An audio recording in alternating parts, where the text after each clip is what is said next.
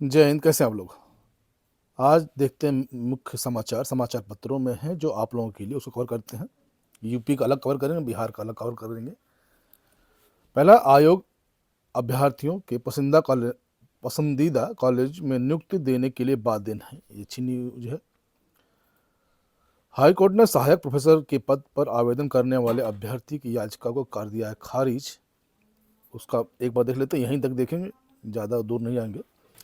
Allahabad high court ने सहायक professor के पद पर आवेदन करने वाले एक अभ्यर्थी द्वारा दाखिल याचिका को खारिज करते हुए कहा है कि एक अभ्यर्थी जो भर्ती प्रक्रिया में चयनित हो चुका है और उसका नाम चयन सूची में अंकित है, वह अपनी पसंद का पद आवंटित किए जाने के लिए किसी भी अपरिहार्य या निहित अधिकार का दावा नहीं कर सकता। ठीक है, यह कानूनी रूप से स्थापित है कि उम्मीदवार का नाम चयन सूची में शामिल होने या रिक्तियों में होने वाले मात्र से उसे नियुक्ति का अधिकार नहीं मिल जाता और उसके संबंध में संविधान 226 के तहत शक्तियों का प्रयोग करते हुए यह परमादेश भी जारी नहीं किया जा सकता। ठीक है, याची ने मुरादाबाद के 2 कॉलेज में गणित सहायक प्रोफेसर पद पर नियुक्ति की मांग की थी। ठीक है, एक तो ये है। दूसरा, धरना दे रहे तदर्थ शिक्षकों से आज निदेशक करेंगे वार्ता। 22 दिन से कर रहे हैं प्रदर्शन। इसको देखते हैं क्या है। प्रदेश के अशासकीय सहायता प्राप्त एडेड माध्यमिक विद्यालयों में तैनाती व वेतन के लिए 22 दिन से धरना दे रहे तदर्थ शिक्षकों की चेतावनी पर माध्यमिक शिक्षा विभाग ने स्वरूप बदले हैं। माध्यमिक शिक्षा निदेशक डॉक्टर महेंद्र देव शुक्रवार को धरने पर बैठे शिक्षकों से वार्ता करेंगे। इनमें से कुछ रास्ता निकलने की उम्मीद बढ़ गई है। माध्यमिक तथा शिक्षक संघर्ष समिति बैनर तले 22 दिन से शिक्षक निदेशालय धरने बैठे हैं। वह विभिन्न मामलों में हाईकोर्ट द्वारा दिए गए निर्णय के अनुपालन करने से बचे हुए तथा शिक्षकों का समायोजन, बकाया वेतन देने आदि की मांग पर कर रहे हैं। ठीक है,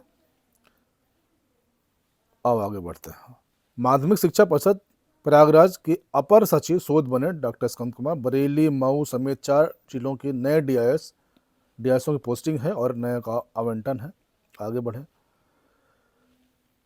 मैं डेली शिक्षक न्यूज़ कवर करता हूँ और शिक्षक भर्ती न्यूज़ कवर करता हूँ और प्रतिदिन का है ये। यूपी बोर्ड शिक्षा में नकल कराने पर आजीवन कारावास, 1 करोड़ रुपए तक का जुर्माना, 2024 का अधिनियम लागू। दूसरा, शुचिता प्रभावित करने पर पेपर लीक कराने पर कड़ा दंड, नकल माफिया और सालवरों पर शिकंजा कसने की तैयारी और 54.38 लाख छात्र छात्राएं परीक्षा के लिए कराया पंजीकरण। 24 फरवरी से 22 मार्च के मध्य होगा बोर्ड परीक्षा। ठीक है,